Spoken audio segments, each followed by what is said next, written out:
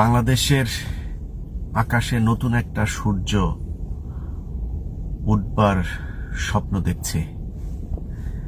চারিদিক থেকে যেভাবে প্রতিরোধ প্রতিবাদ শুরু হয়েছে, আমার মনে হচ্ছে শেখ হাসিনা নির্যাতন নিপীড়ন করে গত 15 বছর যেভাবে বাংলাদেশকে শাসন করেছে সেটা আর খুব বেশি দিন সম্ভব না। বিশেষ করে আজকে ঢাকা বিশ্ববিদ্যালয় এবং চ্যানেল 24 এর সাংবাদিক মঞ্জুর মতিন ভাই, ওনার বক্তব্য শোনার পর শরীরের সবগুলো লোম দাঁড়িয়ে যাচ্ছিল। আমার মনে হচ্ছে মানুষের ভেতরে তীব্র যে ক্ষোভ, সেই ক্ষোভ তারা উগলে দিতে শুরু করেছে। গত এই 3-4 দিন আগে শেখ হাসিনার পাশে বসে কিছু সাংবাদিক নামের নরপিশাচ, নরপশু, এই নরপিশাচদের মানুষের বিরুদ্ধে গিয়ে শেখ হাসিনার পদলোহন করার যেই চিত্র বাংলাদেশের মানুষ দেখেছে, বাংলাদেশের সব সাংবাদিক তাদের মতো পদলোহনকারী নয়, সেটা মঞ্জুর মতিন ভাই প্রমাণ করেছে। আজকে ঢাকা বিশ্ববিদ্যালয়ের শিক্ষকরা যে বক্তব্য দিয়েছে সেটা দিয়ে প্রমাণিত হয়েছে যে এদেশের সব শিক্ষক চা সমুচা আর ডক্টর মিজানুর রহমানের মতো 5 আটা কুকুর নয়। অতএব আমি মনে করি ভয় কেটে গিয়েছে, এদেশের মানুষ মরতে শিখেছে, এখন আর তারা মৃত্যুকে, গুলিকে আর ভয় পায় না। গতকালকেও আমার কথা যদি আপনি জিজ্ঞেস করেন, আমার পক্ষে সম্ভব না বন্দুকের সামনে দাঁড়িয়ে যে ভয়ের পরিস্থিতি শেখ হাসিনা তৈরি করেছে, সেখানে দাঁড়িয়ে গতকালকে আমি যদি দেশে থাকতাম, আমি জানি না, আমি মনে হয় না পারতাম এভাবে বন্দুকের সামনে দাঁড়াতে। কিন্তু এই দেশের মানুষ এখন দাঁড়াতে শিখেছে। জাহাঙ্গীরনগর বিশ্ববিদ্যালয়, রাজশাহী বিশ্ববিদ্যালয়, ঢাকা বিশ্ববিদ্যালয়, শিক্ষক ছাত্র জনতা সব এক হয়ে রাস্তায় নেমেছে। এ বাধা পার হওয়ার শক্তি শেখ হাসিনার আছে বলে আমি মনে করি না। আজকের ভিডিওটা যে কারণে তৈরি করছি সেটা হচ্ছে ঢাকা বিশ্ববিদ্যালয়, রাজশাহী, জাহাঙ্গীরনগর কিংবা সাংবাদিক মঞ্জুর মতিন, তারা যেভাবে নেমে এসেছে বাংলাদেশের প্রতিটা জায়গায়। মনে আছে মখা আলমগীররা কিভাবে সচিবালয় থেকে রাস্তায় নেমে এসেছিল বিএনপিকে ক্ষমতা থেকে সরানোর জন্য? আজকে সেই পরিস্থিতি তৈরি করতে হবে। পুলিশ, বিজিবি, সেনাবাহিনী, আপনারা, আমি জানি যে এখানে বেশিরভাগই আপনারা সরকারের এই অন্যায়, অবিচার, অনিয়ম, নির্যাতন, নিপীড়ন এটাকে সহ্য হচ্ছে, আপনারা এটাকে সমর্থন করেন না। কিন্তু সমর্থন না করেই চুপচাপ বসে থাকা, এটা কোনো মানুষের কাজ হতে পারে না। আপনার চোখের সামনে আপনার পাশের সহকর্মী বন্দুক দিয়ে আপনার মতো একজনের মানুষের সন্তানকে গুলি করে হত্যা করছে, আর আপনি বলবেন আমারও তো এটা খারাপ লাগে কিন্তু কিছু করার নাই। এটা সলিউশন না। পুলিশ, সেনাবাহিনী, বিজিবি, সাংবাদিক, অফিসের সরকারি কর্মকর্তা কর্মচারী, আমি মনে করি হাজার হাজার প্রয়োজন নাই, 1 জন, 2 জন, 5 জন, 10 জন, 15 জন, 50 জন আপনি চাকরি থেকে ইস্তফা দেন।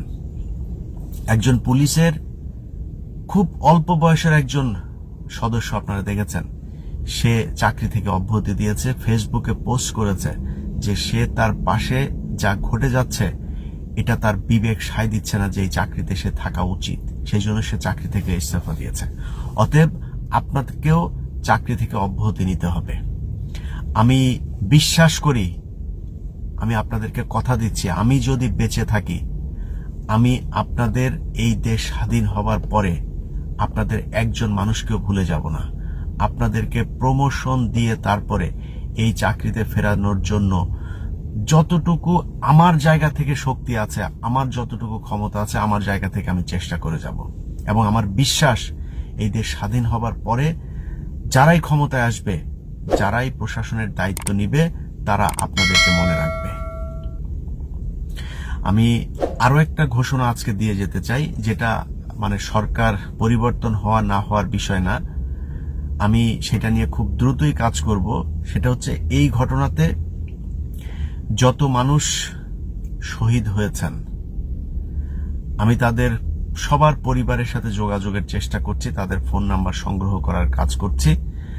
আমি তাদেরকে আমার ইউটিউব, ফেসবুকে আমি লাইভে নিয়ে আসব এবং নিয়ে এসে তারা তাদের মুখ থেকেই তাদের যে পরিবারের সদস্য মারা গিয়েছে সেটাকে ফিরিয়ে দেওয়ার ক্ষমতা আমাদের নেই, কিন্তু আমাদের অন্তত যারা জীবিত আছে তাদের পাশে, আমি সেটাকে সহায়তা বলবো না, সেটা তাদের প্রাপ্য, তাদের অধিকার, তাদের ক্ষতিপূরণ, সেই ক্ষতিপূরণ তাদেরকে দিতে হবে।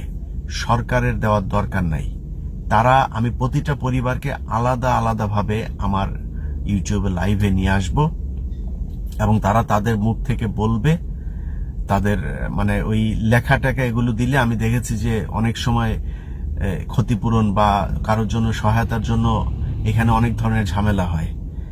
আমার ইউটিউবে যখন যে আসবে সে তার মুখ থেকে বলবে তার ব্যাংক অ্যাকাউন্ট নাম্বার, তার বিকাশ নাম্বার, আপনারা সেখান থেকে সেটা শুনে নেবেন, শুনে তারপরে তার কাছে টাকা পাঠাবেন। কোনো জায়গায় লেখা টাকা আছে, সেটাকে আবার এডিট করে দেখা গেল আমার ভিডিও আরেক জায়গায় প্রচার হচ্ছে, সেখানে তার ব্যাংক অ্যাকাউন্ট নাম্বার, বিকাশ নাম্বার সেগুলো সরিয়ে দিয়ে তারপরে তারা অন্য জায়গায় টাকা পয়সা নিয়ে আত্মসাৎ করতে পারে। অতএব সেই সুযোগটা আমি দিতে চাই না। আমি সবাইকে নিয়ে আসবো, তারা তাদের মুখ থেকে বলবে তাদের অ্যাকাউন্ট নাম্বার, বিকাশ নাম্বার তাদের পরিবারের কাছে। আমি বিশ্বাস করি অন্তত প্রবাসে যারা আছে তারাই যদি তাদের অ্যাকাউন্টে যদি নাকি টাকা পয়সা পাঠায়, অন্তত 2-1 কোটি টাকা প্রতিটা পরিবার পাবে, আমার বিশ্বাস এটা।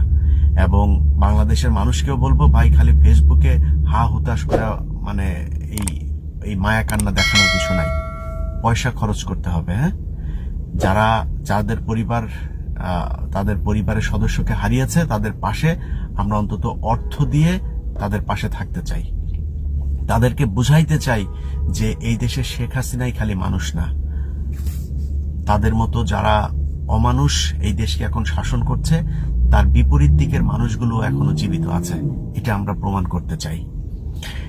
যারা চাকরি থেকে অব্যাহতি নেবেন, যারা শহীদ হবেন, যারা এই আন্দোলনে নানানভাবে আহত, নানানভাবে ক্ষতির সম্মুখীন হবেন, তাদের ক্ষতিপূরণের জন্য যা যা প্রয়োজন, আমি বিশ্বাস করি আমি সহ যারা দেশের বাইরে সোশ্যাল মিডিয়াতে কাজ করছেন তারাও এই উদ্যোগটা নেবেন, তাদের পরিবারের পাশে দাঁড়ানোর চেষ্টা করবেন। আরেকটা বিষয় যেটা বলে শেষ করতে চাই সেটা হচ্ছে যে যেসব সাংবাদিকেরা আজকে, না আমি যেহেতু আমার জনরা নিয়ে আমি একটু কথা বলি, আজকে সরকারের পা চাটছেন, সাংবাদিকরা নাকি জাতির বিবেক। এটা জাতির বিবেক হইতে পারে না। একটা দেশের পুরো সাংবাদিক সমাজ এইভাবে চুপ করে থাকবে অথবা সরকারের পা চাটবে, এটা কোনো পৃথিবীর কোনো সভ্য দেশের সাংবাদিক জাতির বিবেকের কাজ হতে পারে না। এইভাবে একটা দেশ কখনোই চলে না। ভাই আমার দোষ থাকতে পারে, আমার দোষ নিয়ে আপনি সমালোচনা করেন, কোনো সমস্যা নাই, কিন্তু পুরো দেশটা আপনি চিন্তা করেছেন, ঢাকা বিশ্ববিদ্যালয়ের মতো একটা জায়গা, এইখানে মানে মানে এরা তো জাতির কারিগর, এরা বাংলাদেশের মেরুদণ্ডকে সোজা করে রাখার কারিগর, এইখানে এইভাবে জাতির বিবেক বিক্রি হয়ে যাবে, এইভাবে শিক্ষক সমাজ চুপ করে মুখ বুজে বন্ধ করবে, এটা কোনো দেশ হইতে পারে? এইভাবে একটা দেশ চলে, প্রতিটা জায়গায় একটা অরাজক পরিস্থিতি, এইভাবে কোনো দেশ চলতে পারে না। সাংবাদিকরা যদি লিখতে না পারেন তাহলে সাংবাদিকতা ছেড়ে দেন। আপনি চুপ করে আপনাকে দিয়া যেই কাজ করাবে, আপনি দৌলতদিয়া ঘাটের প্রস্টিটিউট না, আপনাকে দিয়ে যা করাবে টাকার জন্য আপনি সেটাই করবেন, তাহলে আপনার বাসায় বাড়ি ঘরে মহিলারা আছে না, তাদেরকে ভাড়া দেন, ভাড়া দিয়ে তারপরে টাকা পয়সা তোলেন। ওইটা অন্তত মানে একটা দেশকে অন্তত ধ্বংস করবে না, ওইটা করে তারপরে খান। এর চাইতে মানে সুন্দরভাবে আপনাদেরকে আপাতত আর বলার কিছু নাই। যাই হোক, আমার মূল বক্তব্যের যে পয়েন্টটা সেটা হচ্ছে, কিছুক্ষণ আগেও একজনের সাথে কথা হচ্ছিল, তিনি আমাকে এই কথাটাই বলছিলেন যে ইলিয়াস আপনি বলেন যারা যেই সেক্টরে আছেন পুলিশ থেকে বের হয়ে যায়। তারপরে পুলিশ যেহেতু তারা বৈষম্য এই বিরোধী ছাত্র পরিষদ তারা তৈরি করেছে, আপনারা বৈষম্য বিরোধী সাংবাদিক পরিষদ, বৈষম্য বিরোধী আইনজীবী পরিষদ, বৈষম্য বিরোধী পুলিশ পরিষদ, সেনাবাহিনী পরিষদ, বৈষম্য বিরোধী প্রবাসী পরিষদ, এটাও একটা তৈরি করা উচিত বলে আমি মনে করি। সব পরিষদগুলো এইভাবে এই বৈষম্যের বিরুদ্ধে প্রতিবাদ করে তুলবে। এবং আমি ইলিয়াস আমার জায়গাটা পরিষ্কার করি, এই দেশে আবারও মানে বিএনপির 2001 থেকে 6 আমি যা দেখেছি, আমি মনে করি না যে ওইভাবেও বাংলাদেশ আবার পরিচালনা হওয়া উচিত। আবার বিএনপি ক্ষমতায় আসবে বা জামায়াত ক্ষমতায় আসবে, ক্ষমতায় এসে আগের মতো বাংলাদেশ চলবে, এটা থেকে বের হইতে হবে। আর রক্ত দেয়া না, অনেক হয়েছে। একটা দেশের 150 বছর পার হওয়ার পরে সেই দেশ অন্তত একটা জায়গায় যাওয়া উচিত। আমার মনে হচ্ছে সেই জায়গাটাতেই যাবে। আমি আপনাদেরকে কথা দিয়ে গেলাম, কোন দল এসে এইভাবে অন্যায় অনিয়ম, নতুন কোন একটা দল আসবে এসে এইভাবে এই একইভাবে ক্ষমতায় থাকবে, আর আমি তাদের পক্ষে কথা বলবো বা আমাকে কোন একটা চেয়ার দিবে আমি গিয়ে বসবো, আমি ইলিয়াস অন্তত সেটা করব না। আপনাদের পাশে ছিলাম সারা জীবন, আমৃত্যু এই দেশের মানুষের অধিকারের জন্য, সম অধিকার প্রতিষ্ঠার জন্য যা যা প্রয়োজন আমি আমার জায়গা থেকে করে যাব। সেই জন্য আমার জীবনের যত ঝুঁকি আসুক, সারা জীবন যদি দেশের বাইরে থাকতে হয় বাইরে থাকবো, কোনো সমস্যা নাই। কিন্তু এইভাবে কোনো দেশ চলতে পারে না। যে যেই দল করবে সেই দলের চামচামো করবে, যেই দল করবে সেই দলের নেতার পায়ে ধরা তারপরে বসে থাকবে। এটা কোনো সভ্য সমাজ না। মানুষের মনুষ্যত্ববোধ, বিবেকবোধ বলে একটা কথা আছে, এটা দিয়ে এইভাবে চলে না। অতএব সব বৈষম্যের বিরুদ্ধে আলাদা আলাদা পরিষদ তৈরি করুন, তৈরি করে এই দেশটা একটা জায়গায় আসতে হবে। এই দেশ কেন এইভাবে থাকবে? এই দেশ মুখে মুখে না, সত্যি সত্যি সিঙ্গাপুর হওয়ার সেই ক্ষমতা এই দেশের মানুষের আছে। বাংলাদেশের মানুষ পরিশ্রমী, এই দেশের মানুষের সাহস আছে, তারা বন্দুকের গুলি বুকে নিয়ে তারপরে সামনে দাঁড়াইতে পারে। কেন তারা পিছিয়ে থাকবে? স্বামী, তার স্ত্রী, সন্তান, বাবা মা তাদেরকে রেখে 15 বছর 20 বছর তারা বিদেশে থাকতে পারে, মধ্যপ্রাচ্যে পশুর মতো খাটতে পারে। সেই দেশের মানুষের সেই দেশের রিজার্ভের কেন সংকট হবে?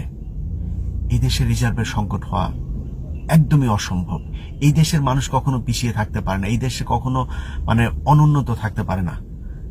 এই দেশ উন্নত হবে, সম অধিকার প্রতিষ্ঠিত হবে, সবকিছু হবে। আমি দেখতে পাচ্ছি ইনশাআল্লাহ খুব দ্রুত সময়ের মধ্যেই এদেশের ভাগ্য আকাশে একটা নতুন সূর্য উদয় হবে।